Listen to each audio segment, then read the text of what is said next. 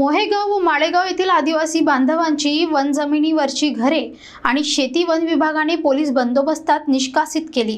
या विरोधात आम्रपाल वाघमारे यांनी बुलढाणा जिल्हाधिकारी कार्यालयासमोर आमरण उपोषण सुरू केले आहे।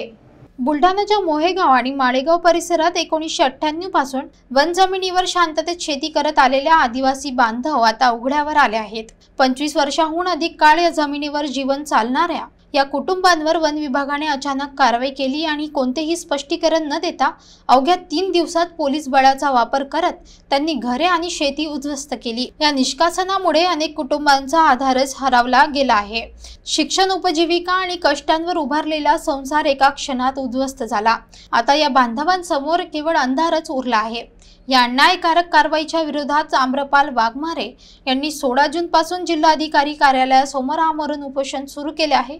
ते मागणी करत आहेत की जेथे निष्कासन झालं त्याच ठिकाणी पुन्हा आदिवासी बांधवांचे पुनर्वसन करण्यात यावे।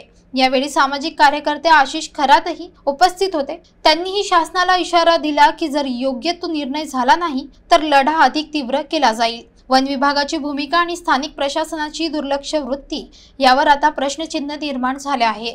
आदिवासींच्या पुनर्वसनाचा प्रश्न केवळ जमीन नाही तर त्यांच्या अस्तित्वाचा लढा आहे। माझा प्रशासनाला, इथलच्या वन विभागाला असा इशारा आहे, जर या लोकांना जिथून त्यांना हटवलेलं आहे त्याच जागेवर जर त्यांना बसवलं नाही तर येणाऱ्या काळामध्ये सम्राट आखाडा तथा आदिवासी समाज, बौद्ध समाज पूर्ण ताकदीनिशी रस्त्यावर उतरेल, एवढंच या ठिकाणी मी सांगतो।